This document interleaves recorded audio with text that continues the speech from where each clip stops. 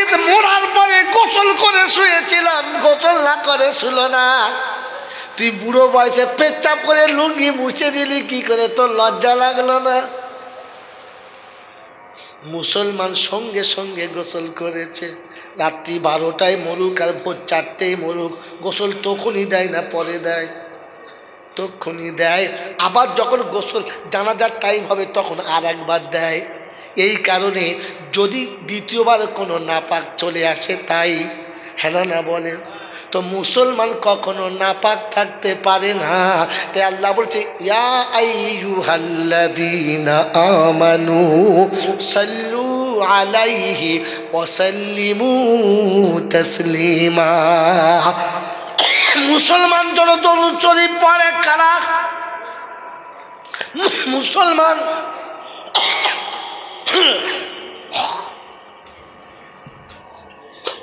দরুদ শরীফ মুসলমান পড়বে, কারা পড়বে? যদি বলেন মুসলমান পড়বে, তো মুসলমান হলো তারা বিবিকে সাজিয়ে গুজিয়ে লোকের বাড়ি পাঠায় যারা। হ্যাঁ না বলুন, জিজ্ঞাসা করুন। আল্লাহ রাসূল বলেছে দাইয়ুসু লা ইয়াদখুলুল জান্নাহ, দাইয়ুস কোনো দিন জান্নাতে যাবে না। রাসূল দাইয়ুস জান্নাতে যাবে না। কারা দাইয়ুস? মানি দাইয়ুস ইয়া রাসূলুল্লাহ।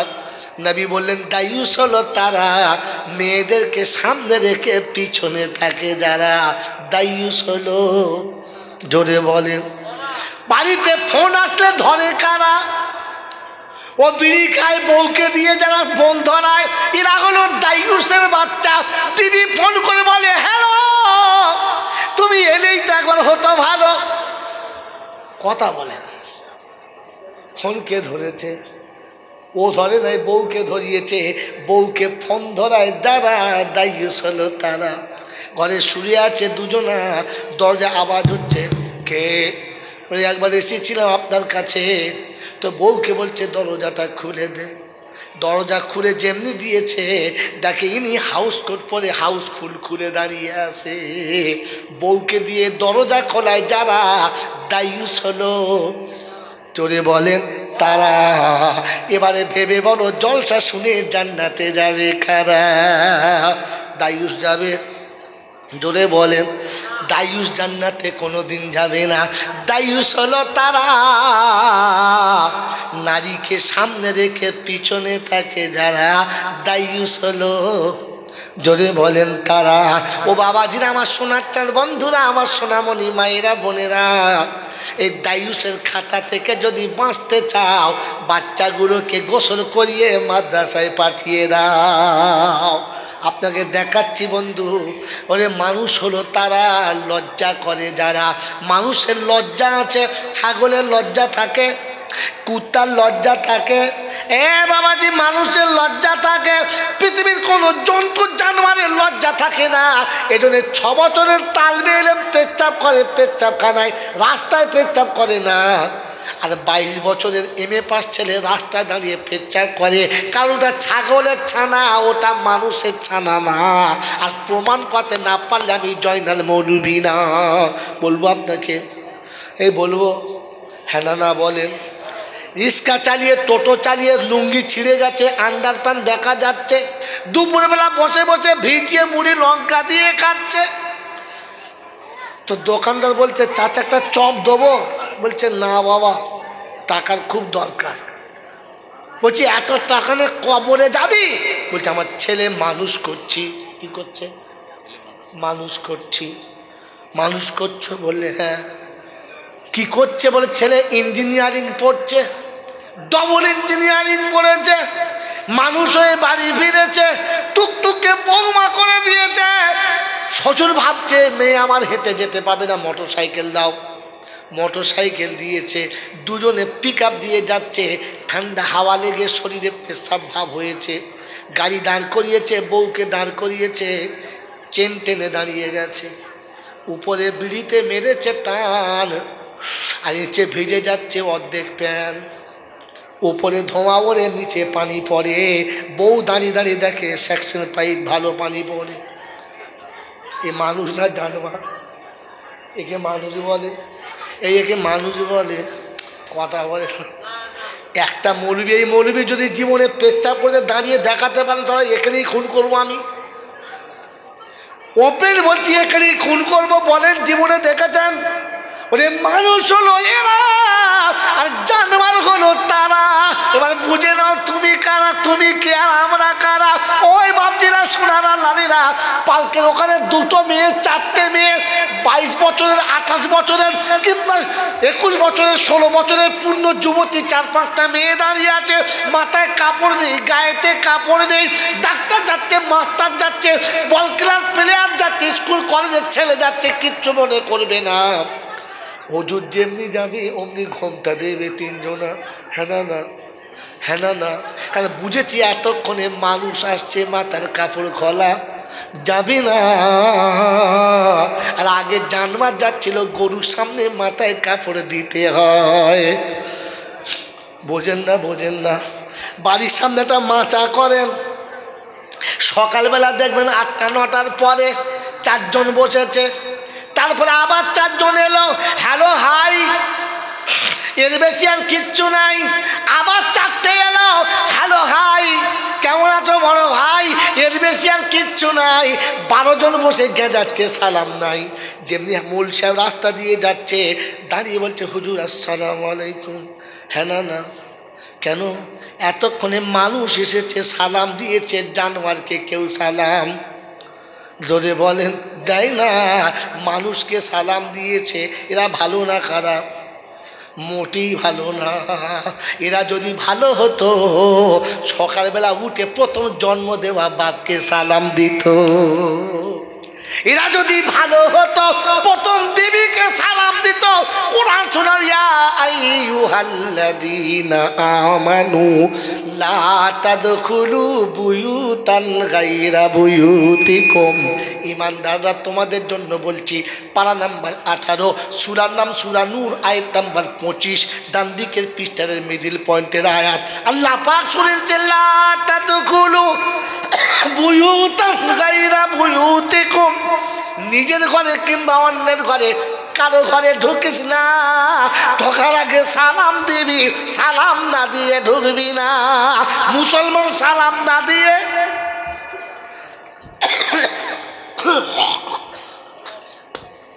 মুসলমান সালাম না দিয়ে কোনোদিন ঢোকে না। আল্লাহর নবী যতবার ঘরে ঢুকেছে সালাম দিয়েছে, সাহাবী যতবার ঘরে ঢুকেছে সালাম দিয়েছে, নবীর আশিক যতবার ঘরে ঢুকেছে সালাম দিয়েছে। আপনি সালাম দিয়েছেন? জোরে বলেন। সালাম জীবনে দিলেন না। আপনাকে লোকে মুসলমান বলে, আপনি মুসলমান ভাবেন, আপনি রবির খাতায় এখনো মুসলমান না। বাবাজিরা সোনারা লালেরা, মুসলমান সালাম দেয়। যখন মাদ্রাসায় বাচ্চা বাচ্চা ছেলে যায়, বাপকে বাড়ি গিয়ে সালাম দেয়, মাকে সালাম দেয়, হুজুরদের সালাম দেয়, দেয় না? দেয় না? রাস্তায় লোকে দেখলে সালাম দেয়, কারণ মানুষের বাচ্চা যাচ্ছে তাই সালাম দেয়। ভেড়ার বাচ্চা সালাম দেয় না, ব্যা ব্যা ব্যা ব্যা করে সরে যায়। এবার আপনার ছেলেটা কি করেছেন ভাবেন। আমার বাবাজিরা আমার শোনাচ্ছেন বন্ধুরা, বলে হুজুর আপনি গল্প বলছেন, কসম খোদার কোরআন শোনাচ্ছি, শুনে নাও। আল্লাহ পাক বলেন, ওয়াসিকাল্লাযীনা কাফারু ইলা জাহান্নামা যুমারা হাত্তা ইযা জাউহা ফুতিহাত আবওয়াবুহা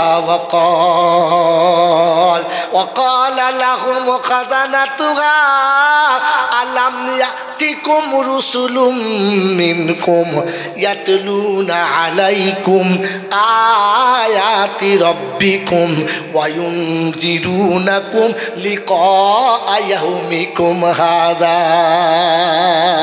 ক্বালু বালা ওয়ালাকিন হাক্কাত কালিমাতুল আযাবি আলাল কাফিরিন কিলা দুখুলু আবওয়াবা জাহান্নামা খালিদিনা ফিহা ফাবিসা মাসওয়াল মুতাকাব্বিরিন।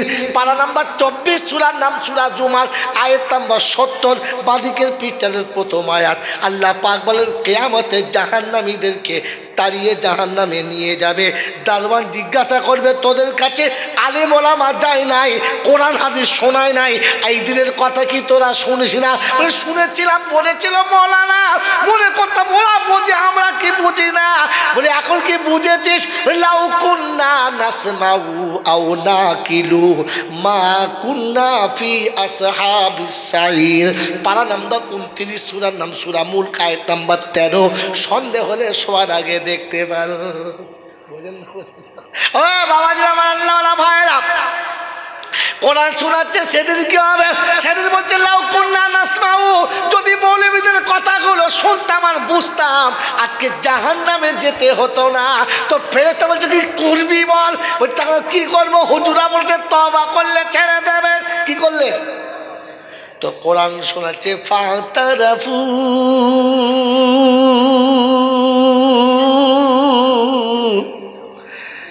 কসম খোদার বলছি, আয়াতে যখন আসি না কলজে ফাটে আর চোখে পানি আসে। বান্দা বলছে ফাতারাফু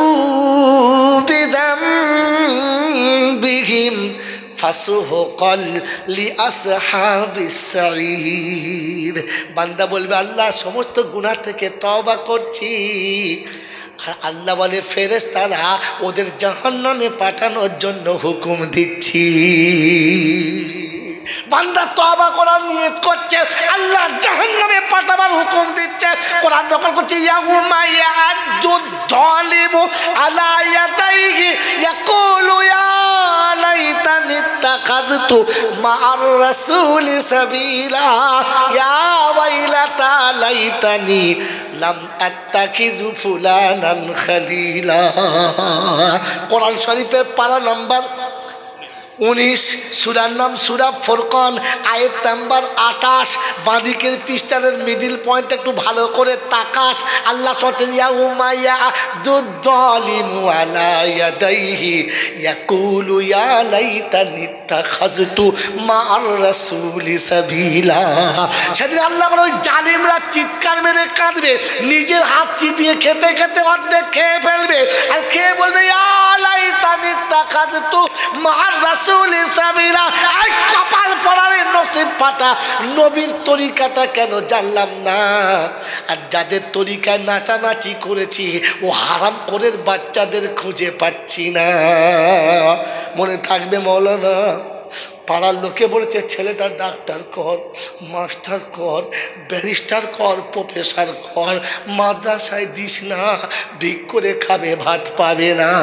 হাসুরের যখন ময়দান শুরু হবে, মানুষ যখন ঘামে সাগরে সাঁতার দেবে, আমার আল্লাহ ওদিন ডাকবে আইনা আইনা আবুল হুফাজ, ওই হাফেজের বাপ কারা দেখ। ও জিবরাইল যা হাফেজের আব্বাকে একবার ডেকে নিয়ে আয়। তুই নিজে গিয়ে মুসাফা কর রে। কার সাথে? হাফেজের বাপের সাথে। কে মুসাফা করবে? জিবরাইল। তোমার আমার মতো ছোটোখাটো মাল না, হাই কোয়ালিটি। এই জোরে বলেন না। আপনাদের দেশের এমএলএ যদি মুসাফা করে, ও শালার পাছা ফুটে পাউরুটির মতো ফোড়ে। এমএলএ মুসাফা করে? হ্যাঁ না না। জিবরাইল যার হাতে মুসাফা করবে, জেনে রাখো জান্নাতের সার্টিফিকেট ডান হাতে সে পাবেই পাবে। বাবাজিরা, সোনারা, লালেরা, আল্লাহ পাক বলবেন জিবরাইল হাফেজের আব্বাকে ডেকে আনো, প্রথমে মুসাফা করো, আর পরে ওকে বুকে জড়িয়ে ধরে আলিঙ্গন করো। হাফেজের মাকে তুলে আনো, পাশাপাশি দুজনকে বসাও, মাথায় নূরের টুপি পরিয়ে দাও। জাব্বাহু আফজালুকা জাব্বিস শামসি, সেদিন সূর্যের একটা মুখ 70টা হবে, এত মাইল উপরে নয়, মাথার উপরে হবে। আর আমার আল্লাহ পাক শোনাবে। মাইকম্যানকে বলো ঠিক করতে, টিউনিং করো, মাইকলাকে টিউনিং করতে বলো। ভোল্টেজ বেড়েছে ভাই, ভোল্টেজ বেড়েছে। যে জানলে হাত দিলে হাত দিয়ে হতে। বাবাজিরা, সোনারা, লালিরা, আমার জ্ঞানীজনেরা, সুধী মানুষেরা, আমার সোনামণি মাহিরা বোনেরা, শুনে রাখেন, ওই হাসরের ময়দানে আমার আল্লাহ পাক রব্বুল আলামিন যখন মাথায় নূরের টুপিটা পরাবে, এই গ্রামের নাম কি? খড়মপুরের মায়েরা তখন বলবে হ্যাঁ রে মোমেনা, তোর মাথায় টুপি কেন রে? এত আমার ছেলে কাঁদার বেড়ে থাকবে। আমার ছেলে ডাক্তার ছিল, আমার ছেলে মাস্টার ছিল, পকেটে মারছিল, আমার ভাগ্যে জোটে নাই। এ টুপি তুই পেলি কোথায়? ওদিন বলবে বুবু আমার ছেলে মাদ্রাসায় ছিল, আমার ছেলে মাদ্রাসায় ছিল, হাফেজে কোরআন হয়েছিল, তার লাপাক হাফেজে কোরআনের সম্মানার্থে আমার মাথায় টুপি দিয়েছে, ওর বাপের মাথায়ও দিয়েছে। আর দেখ জান্নাতে আরশের তলায় দুজনার বসার জায়গা পেয়ে গেছে। ওই দিন ডাক্তার মাস্টার ব্যারিস্টারের বাপেরা চিববে কি? জোরে বলো হুরুম ভাজা, জোরে বলো। হ্যাঁ সেদিন বলবে ইয়া লাইতানি তাকাযতু মা'আর রাসূল সাবিলা, ইয়া ওয়াইলাতা লাইতানি লাম আত্তাখিযু ফুলানান খালিলা। ও মুসলমানের ছেলে শুনেন আজকে জলসাটা। ওই দিন হাফেজ সাহেবের আব্বা মাকে তলায় বসাবে, আর হাফেজকে বলবে ইকরা ওয়াত্তাকি ওয়ারাতিল কামা তুরাতিল ফিদ দুনিয়া ফাইন্নাহা মানজিলাতুন ইলা আখিরিল আয়া। ও হাফেজে কোরআন পড়তে শুরু করো, জান্নাতের সিঁড়িতে চড়তে শুরু করো, যেখানে তুমি দাঁড়াবে তোমার জান্নাতের মাকাম ওই জায়গাতে হবে। জোরে বলেন সুবহানাল্লাহ। ওদিন দেখবে সবাই চিন্তা করবে আল্লাহ কি সর্বনাশ হয়েছে, আমরা করি না, এই লোকের পাল্লায় পড়ে করেছি।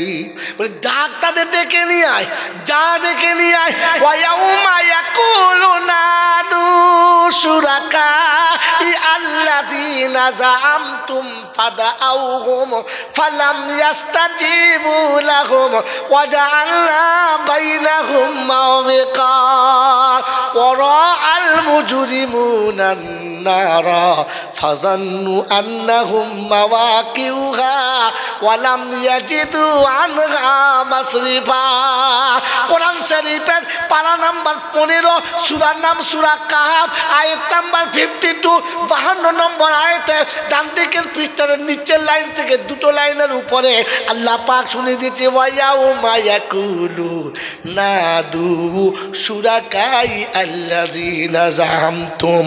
যাদের জন্য তোমাদের ধারণা ছিল এরা বুদ্ধিমান মানুষ, এরা খুব ভালো মানুষ, এরা আমাদের সযুক্তি দিচ্ছে, এদের কথা শুনলে ভালো হবে, তাদের কথা শুনে নিজের আখিরাত বরবাদ করেছো যারা, ডেকে নিয়েছো তাদেরকে দেখে বাঁচায় কে? তারা। ও তখন হাসরে খুঁজতে যাবে, গোটা হাসর খুঁজে জাহান্নাম দেখে ফিরে এসে বলবে আল্লাহ হয় নাই, হয় নাই। কারণ হাসরের ময়দানে ওই হুজুরা থাকবে না, ওই যুক্তিদাতারা কেউ থাকবে না, বুঝেছেন? ঠিক চাষের সময়, পাক্কা চাষের সময় যদি চাল হালের গরু হারিয়ে যায় চাষির অবস্থা কীরকম জোরে বলেন? সর্বনাশ।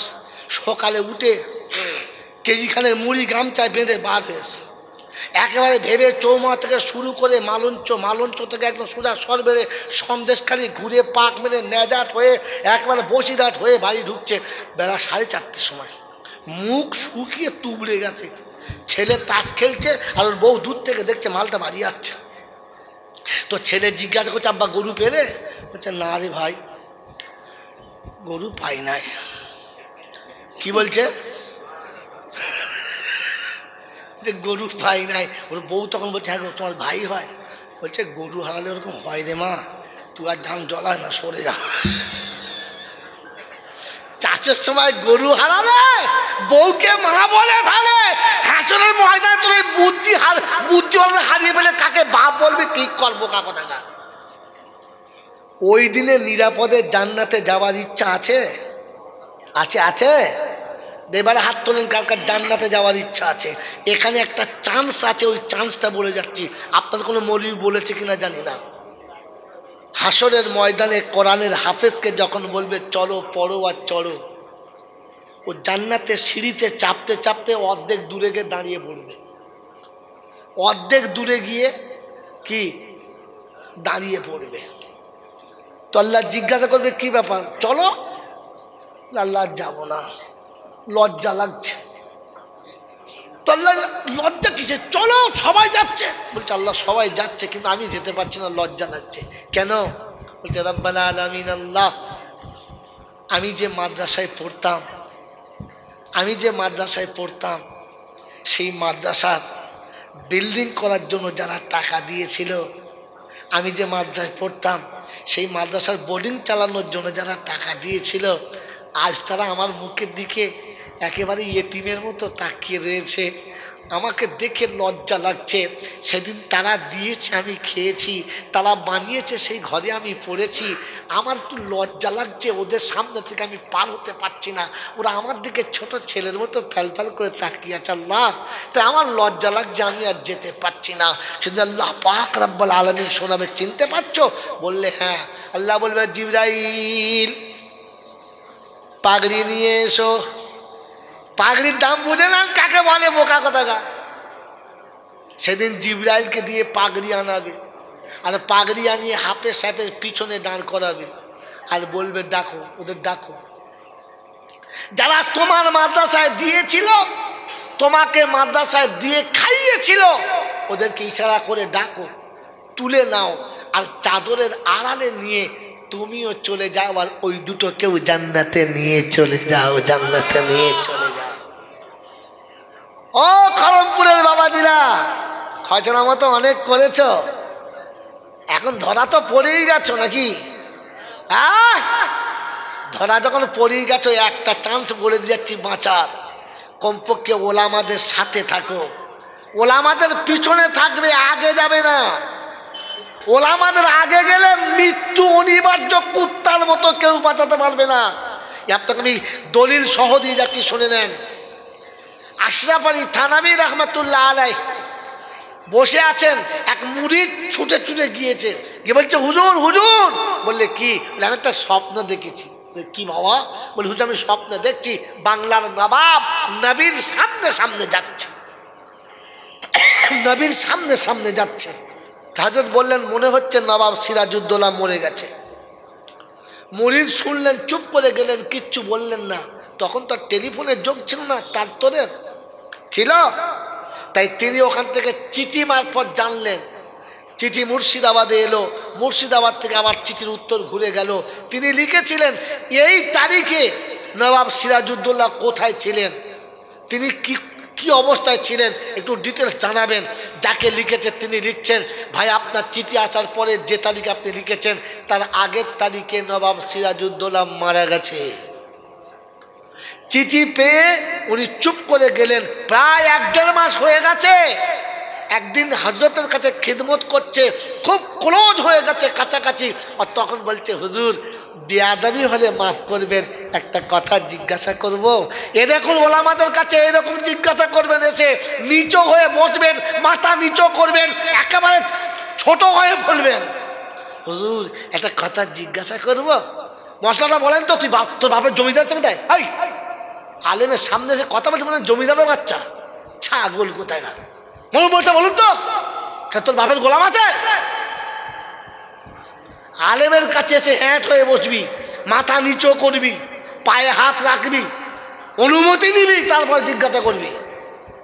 হুজুর কিছু মনে করবেন না, বেয়াদবি হবে, একটা কথা বলবো হুজুর। বলে কি? বললে হুজুর আমি সেদিন যে বললাম যে নবাব নবীর সামনে যাচ্ছে, আপনি বললেন মরে গেছে, ব্যাপারটা কি বুঝতে পারলাম না, আগে যাওয়ার সাথে মরার ব্যাপারটা কি?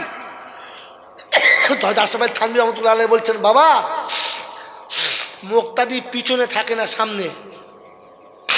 জোরে বলেন, আরে জোরে বলেন না। তো যিনি ইমামতি করেন উনি আলেম, আর পিছনে মুক্তাদি। হ্যাঁ না না, মুক্তাদি পিছনে থাকে, আলেম সামনে থাকে। বলেন তো আলেমের সামনে কে থাকে?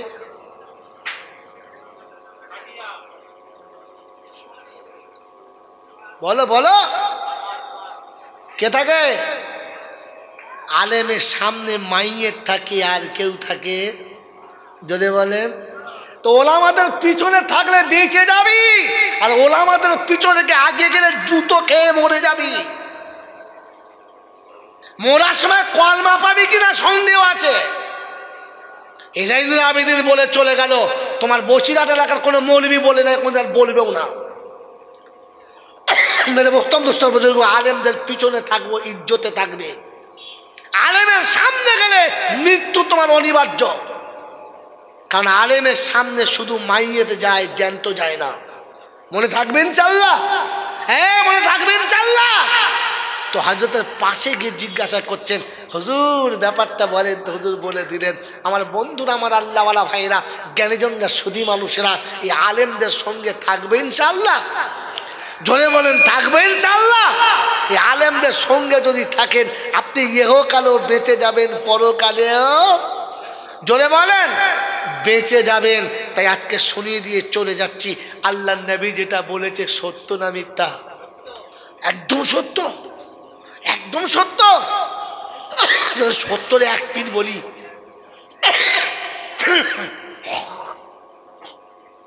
সত্যের দুটো পিঠ আছে। একটা পীর বলে দিচ্ছি, আল্লাহর নবী বলেছেন, ইজা মাতা ইবনে আদম ইনকাতা আমালাহু ইল্লা মিন সালাসা। আদমের বেটা যখন মরে যাবে, সব আমল বন্ধ, তিনটে চালু থাকবে। একটা সাদকায়ে জারিয়া, একটা ইলমিন ইয়ানতাফিউ বিহা, একটা ওয়ালাদিন সালিহিন ইয়াদউ লাহু। কমপক্ষে একটা ভালো ছেলে রেখে যাও। কি রেখে যাও? আল্লাহ বলে নাই, নবী বলে নাই দুতলা বাড়ি করে রেখে যাও, দুটো দোকান করে রেখে যাও, অনেক টাকা রেখে যাও, সোনাদানা ব্যাংক রেখে যাও। কি রেখে যাও? কি রেখে যাও? ভালো ছেলে রেখে যাও। কারণ কি? এই কারণটা শুনে না, বাড়ি চলে যান, আপনাদের আর আটকাবো না। বন্ধু, আপনি তো 10 মিনিটে চলে যাবেন, এখান থেকে সুদূর বর্ধমান যেতে হবে। কাল আমার ঘরে এক এতিমের বিয়ে, সেই বিয়েতে আমাকে অ্যাড করতে হবে, তাহলে আমি যেতাম না। এ বন্ধু, দোয়া করেন প্রতি বছরের জন্য কমপক্ষে একটা করে এতিমকে বিয়ে দিতে পারি, বলুন আমিন। বাবাইরা, ওই এতিম বাচ্চাটা আমাকে আসরের পরে ফোন করছিল, দাদা আপনি আসবেন না? আলাম করছি, আমি যত রাত হোক তোকে প্রভাতের আগে গিয়ে রাতে দেখা করব, তুই ঘাবড়াস না, তোর বিয়েটা আমি পড়াবো ইনশাআল্লাহ। কি বলেন জি? তাকে যত রকমের সামান যা লাগে সব ব্যবস্থা হয়ে গেছে। আমার আহলিয়া সেখানেই বসে আছে, আমার বেটি সেখানেই বসে আছে, আর এই আশা নিয়ে সে বসে আছে যে মা বাপ না থাকলেও আর একটা মা বাপ আছে। ইনশাআল্লাহ সেখানে সকালে দেখা হবে, তার আগেই যাওয়ার চেষ্টা করব, আল্লাহ যদি নিয়ে যায়। মেরে মোহতরম দোস্তর বুজুর্গ, তাই বলে যাচ্ছি, শুনে নেন। যদি আমি হঠাৎ এক্ষুনি এখানে মারা যাই, মরে যেতে পারি না, তো আমার লাশটা বাড়িতে ফিরাবেন না? আপনারা খেয়ে নেবেন, ফিরিয়ে দেবেন। যখন আমার লাশটা বাড়িতে যাবে, তো এই হুজুর বলবে আমি গোসল দিয়ে দেবো, এই হুজুরটা বলবে আমরা কাপড় কেটে দেবো, আপনারা সবাই জানাজা পড়ে দেবেন। হ্যাঁ না? তাতে আমার কি লাভ হবে? কিচ্ছু হবে না, কিচ্ছু হবে না। তবে শুনে রেখে দেন, রাসূল বলেছে ছেলে রেখে যাবি। আমার লাশটা যখন বাড়িতে যাবে, প্রথম আমার বাচ্চা ডুকরে কেঁদে বলবে, আব্বা এমন জলসা করতে গেলে যে জীবনের মতো বিদায় নিলে আর দেখা হলো না। এরপরে যখন সকালে গোসলের টাইম হবে, তো তখন আমার ছেলে নিজে বলবে গোসল আমার বাপকে আমি দেবো। ছেলে পানি গরম করেছে, বৌমা পানি গরম করেছে, আর ছেলে গরম পানি নিয়ে পাশে দাঁড়িয়ে বাপের যখন গোসল করাবে, সত্য বলেন শুধু গোসলে পানি হবে না, চোখের পানিও হবে। কাঁদবার বলবে, আব্বা যখন যেটা চাইতাম তুমি এনে দিতে, এবার কার কাছে চাইবো বলে গেলে না। বিয়ে করে দুটো ছেলের বাপ হয়েছি, এখনো একটা সুতো পর্যন্ত কিনি না। যা হয় বলি আব্বাকে বল, এবার কাকে বলবো? মনে হবে না? হবে না? মনে হবে না? হবে না? এইটা মনে হবে। আর যখন গোসল দেবে, চোখে পানি থাকবে না? থাকবে না? থাকবে। গোসলের সঙ্গে চোখের পানি। এরপরে কাফনের কাপড় কেটে যখন আমাকে পরাবে, তখনও মনে মনে হবে আব্বা শেষ জামা পরিয়ে দিচ্ছি, আর তোমার জামা পরতে হবে না। বেটার চোখের পানিতে বাপের কাফনটা ভিজবে। বন্ধু, আর শিখিয়ে দিয়ে যাচ্ছি নবীর সুন্নতটা। যখন জানাজার পরে কবরে শোয়াবে, তো ছেলে বাপের মাথার কাছে বসে কাফনের কাপড় খুলে দিয়ে সালাম দেবে আর বলবে, আব্বা আসসালামু আলাইকুম, সারা জীবন তোমার পাশে থাকতাম, তুমি আমাকে সে সান্ত্বনা দিতে, আজ তোমাকে বলে দিয়ে যাচ্ছি আব্বা আজ একা হয়ে যাচ্ছি। কিছু জানতে হলে কোথায় জানবো, কিছু বলতে হলে কাকে বলবো? তাই জীবনে যখন আটকে যাব, ছুটে তোমার কবরের কাছে আসবো। আব্বা তুমি ঘুমাও, আমি আছি, পালাই নাই। কবর থেকে উঠে পাশে বসবেন, চলে যাবেন না। বাপের কবরের কাছে বসবেন, চোখের পানি পড়লে ফেলবেন, পালাবেন না। ওই সময় ইবলিস আসবে, ওই সময় ইবলিস আসবে। কি আসবে? ইবলিস এসে আপনার হাতটা ধরে বলবে চ বাপের কবরের কাছে কাঁদি না, চ। জানবেন ইবলিসে হাত ধরেছে, ফেরেশতায় নয়। কি হাত ধরেছে? জীবনে উঠবেন না, বসে থাকবেন। সবাই মাটি দিয়ে যখন চলে যাবে বাপের কবরের উপরে হাতটা বুলিয়ে দেবেন, আর সেই সময় একা বলবেন রব্বি রহমহুমা কামা রব্বায়ানি সগীরা। আল্লাহ পাক বলে ফেরেশতারা কি হলো রে? বলছে আল্লাহ পিতাহারা সন্তান তীর খাওয়া পাখির মতো কাঁচা খেয়ে পড়েছে, আর বাপের সঙ্গে বেটা কেঁদেছে, আর তুমি যা বলেছিলে তাই বলেছে। আল্লাহ পাক বলে আমি দেখেছি, ওর চোখের পানি গোসলে ছিল, ওর চোখের পানি কাপড়ে ছিল, ওর বাপের কবরে ও বসেছিল, আর কবরের উপরে ওর চোখের পানি ছিল, ও কত কেঁদেছে দেখেছি, কি বলেছে শুনেছি, তুই সাক্ষী থাক। ওই বাচ্চার চোখের পানির কারণে বাপের কবরটা জান্নাতের বাগান হয়ে গেছে, আর চোখের পানির কারণে ওর জীবনের গুণাগুলো পরিষ্কার হয়ে গেছে। আমি আল্লাহ ওকেও মাফ করলাম, ওর বাপের কবরটা জান্নাতের বাগান করে দিলাম। রাসূল বললেন যোগ্য ছেলে রেখে যাও। কি রেখে যাও? যোগ্য ছেলে বানাতে গেলে এই কারখানায় বানাতে হবে, অন্য কোথাও না। যদি কোনোদিন আপনার যুবক ছেলে মারা যায় কিংবা মাসুম বাচ্চা মারা যায় তো গোসল কাউকে দিয়ে দেওয়াবেন না। 6 বছর 8 বছরের বাচ্চা মারা গেছে, আপনার আত্মীয়রা সবাই এসেছে, সবাই কাঁদছে, আপনি আর্তনাদ করবেন না, চোখের পানি অবশ্যই পড়বে, কিন্তু আপনি চিল্লাবেন না। গোসলের যখন টাইম হবে বিবির হাতটা ধরে বলবেন ফাতেমা চলো, চলো উঠে এসো। বাচ্চা ছেড়ে মা উঠবে না, টেনে তুলবেন। সবাই ভাববে কোথায় নিয়ে যাচ্ছে বিবিকে, বাইরে এনে বলবে তুমিও কাঁদছো, আমার আব্বা গোসল করবে তুই পানি গরম করে দিবি না, আমার বাচ্চা গোসল করবে তুই পানি গরম করবে না, চলো। বাপ বালতিতে পানি এনেছে আর মা বসে বসে পানি গরম করছে। পানি যতটা গরম হচ্ছে মায়ের কলিজা তার থেকে বেশি ফেটেছে। এই বন্ধু, বাচ্চাকে গোসল আপনি দেবেন, সাবান দিয়ে বাচ্চার গোসল দেবেন। বাচ্চা যখন পড়ে থাকবে তখন গোসল হবে আর মনে হবে আব্বা প্রতিদিন গোসল করার সময় ছুটে পালাতিস, আজ একবার পালা, একবার পালা, একবার ছোট দেখি একবার। বাচ্চা ওঠে না, বাপের চোখের পানি টপ টপ টপ টপ করে পড়ছে, গোসল দেওয়া হয়ে গেছে, কোলে করে তুলে নিয়ে বিবির কোলে দিয়ে বলো গাটা মুছিয়ে দাও। মা বাচ্চাকে বুকে নিয়ে চোখের পানি ভেজা আঁচল দিয়ে বাচ্চার দেহ মুছিয়েছে আর বলেছে আব্বা পেটে জায়গা দিলাম, কোলে দিতে পারলাম না, তাই তোর আব্বার কোলে তুলে দিচ্ছি, আর কোনোদিন তোর আব্বা আমার কোলে ফিরিয়ে দেবে না। যেদিন কিয়ামতের মাঠে তোর সঙ্গে দেখা হবে তার আগে আর দেখা হবে না, যা। বাচ্চার গোসল দেওয়ার পরে বাপ যখন কাপড়টা কাটবে, কাঁচিটা কাপড়ের উপরে চলবে আর আঘাতটা বাপের কলিজার উপরে চলবে। কাফন কাটা হয়ে গেছে, বাচ্চাকে কাফন পরাচ্ছে, কর্পূর আর গোলাপ পানি নিয়ে পাশে মানুষ দাঁড়িয়ে আছে। বাপ কাপড় পরাচ্ছে আর বলছে আব্বা ঈদের জামা তোর পছন্দ হয় নাই, কুরবানির জামা তোর পছন্দ হয় নাই, ঈদেই পছন্দ ছিল, চল আমি বানিয়ে দিলাম, চল। বাচ্চাকে বাপ যখন কাপড় পরাচ্ছে চোখের পানি পড়ছে, ফেরেশতারা বলেছে আর কর্পূর দিতে হবে না, আর গোলাপ পানি দিতে হবে না, আর জামসাম দিতে হবে না, খালি পাটা পাটা, জামজাম লাগবে না, পাটা। জানাজার পরে বাচ্চাকে কোলে করে আপনি শোয়াবেন, কবরে শুইয়ে দিয়ে কপালে একটা চুমো খেয়ে বলবেন আব্বা ঘুমা, তোকে কোলে না নিয়ে কোনোদিন ঘুমাতাম না, আজ তোকে রেখে চলে যাচ্ছি, কোনোদিন তুই আর আমার কাছে যাবি না, তুই ঘুমা চুপ করে।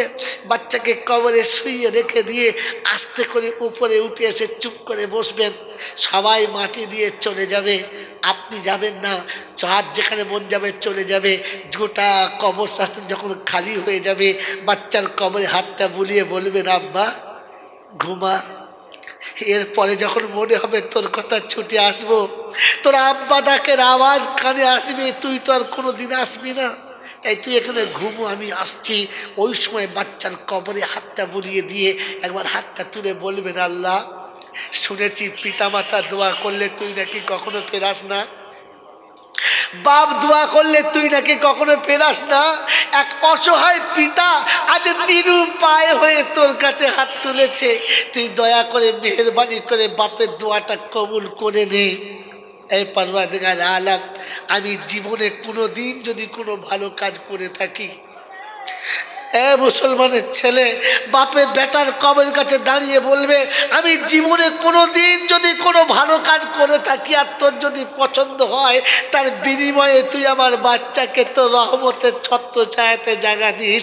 রাব্বুল জুলজালাল বলে, ফেরেশতারে ওর বাচ্চার জন্য ওর সবটুকু হারিয়ে ফেলেছে, নিজের জন্য কিছু রাখলো না। তো ফেরেশতা বলছে, রব্বানা ওর বাচ্চাকে ও যে জানের থেকে বেশি ভালোবাসে, তাই ও সব দিয়ে দিয়েছে।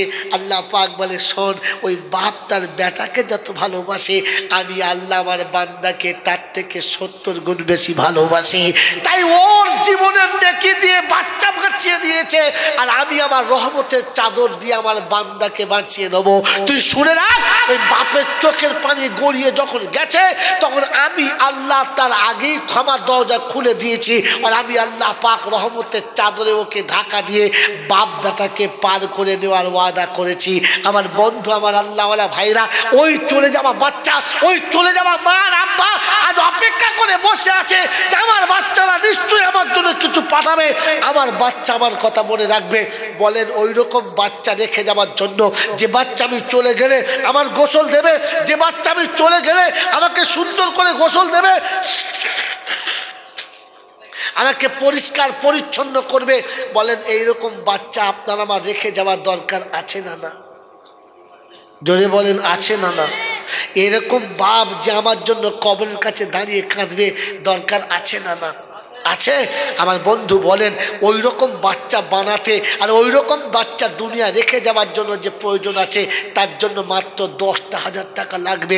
যা আল্লাহ নবীর সুন্নতকে জিন্দা করার জন্য, কোরআন জিন্দা করার জন্য, ঈমান জিন্দা করার জন্য, ইসলাম জিন্দা করার জন্য, আর আল্লাহ পাকের নবীর সুন্নতকে জিন্দা করার জন্য মাত্র 10,000 টাকা দিয়ে শরীক হবে আর বলবে, ইয়া রাসূলুল্লাহ, ইয়া হাবিবাল্লাহ, সব দিয়েছি, সব দিয়েছি আপনার সাহাবীরা, আমি কিচ্ছু দিতে পারলাম না, মাত্র 10,000 টাকা। প্রথম বন্ধু কি আছে যে পিতার যোগ্য সন্তান, যে বাপের বিরহের জ্বালা, বাপকে শান্তির কবর আর জান্নাতের বাগান বানাতে বাপের জন্য মাত্র 10,000 টাকা দেবে। যে আব্বা সারা জীবন সব আপনাকে দিয়ে গেছে, যে মা সারা জীবন সব আপনাকে দিয়ে গেছে, ওই আব্বা মায়ের কবরটা জান্নাতের বাগান বানাতে মাসে মাসে 1টা করে 1000 টাকা দেবে, 10টা মাস। এরকম প্রথম সন্তান হাত তুলবে, আমি সফরে আছি, দোয়া করবে ইনশাআল্লাহ। প্রথম বন্ধু, প্রথম বন্ধু, আল আব্বালু ফাল আব্বাল, তোলেন হাত তোলেন, নাম বলেন। 1টা করে 1000 টাকা মাসে মাসে 10টা মাস দেবে, 1টা করে 1000 টাকা মাসে মাসে। আছে কোনো বন্ধু ইনশাআল্লাহ? মাসের শেষে 1টা 1000 টাকা। একেবারে দোকানদার পারে, একেবারে ছোট ব্যবসায়ী পারে, একেবারে কোনো জ্ঞানী বুদ্ধিমান পারে, বলেন মনিরুল সর্দার, আল্লাহ তার সর্দারি ইহকালে রেখো আর পরকালে রেখো, আল্লাহ তার সর্দারি ইহকালে পরকালে রেখো।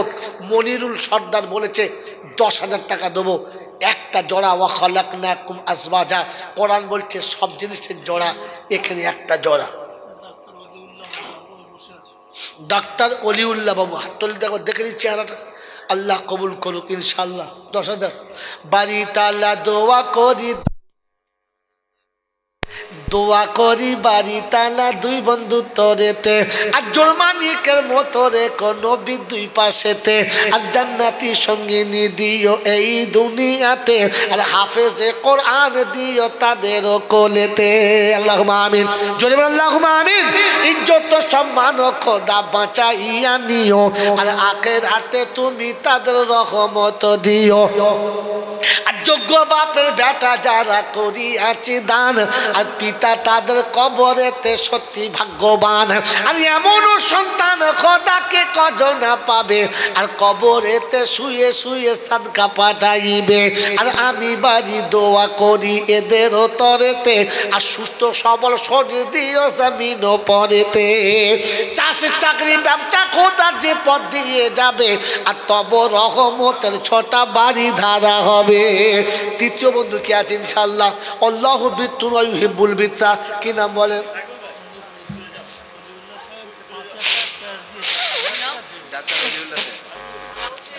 ডাক্তার অলিউল্লাহ ভাই 5,000 নগদ দিয়েছে, 5,000 বাকি। আল্লাহ পাক তার হায়াতকে দারাজ করো। ভাইয়ের নাম কি? আরে আলাউদ্দিন বন্ধু। খাতাকে লিখছে, খাতাকে লিখছে, আমি লোকটাকে দেখি। আরে আলাউদ্দিন বন্ধু দেখি কোথায় বসেছিল, আর ইসলামেরও জ্বালতে প্রদীপ সামনে এসে গেল। আর আশ্চর্য প্রদীপ দিও তাহারও যে হাতে, আর ইমানেরও বাতি দিও এই দুনিয়াতে, আর কবর ও হাসরে খোদা করে দিও পার, আর খাই না যেন বিপদে আর মুসিবতে মার। ইজ্জত সম্মান খোদা বাঁচাইয়া নিও, আর ফুলসিরা তো বিদ্যুৎ গতি পার করে দিও, আর নেকির পাল্লা করো ভারী রোজ কিয়ামতে, আর বসতে জায়গা দিও খোদা আরশের তলাতে। সকল আল্লাহুম্মা আমিন। নারায়ে তাকবীর। বলেন আল্লাহ পাক শোনাচ্ছেন। 4-এর সংখ্যা মারাত্মক। 4টে নবী, 4টে ওলি, 4 বুজুর্গ, 3টে হয়েছে। 4 নম্বরে কি আছে বন্ধু? 4 নম্বরে আর একটা বন্ধু, আর একজন 4 নম্বরে। চট করে বলেন। মাসের শেষে 1,000 টাকা, 1,000 টাকা মাসের শেষে। তাড়াতাড়ি বলেন। 10 মাস লাগবে, 1 বছর লাগবে না। জলদি বলেন। 4 নম্বরে কে আছেন? বাবাজি 4র্থ নম্বরে কে আছেন? 4র্থ নম্বরে বলেন। 4র্থ নম্বরে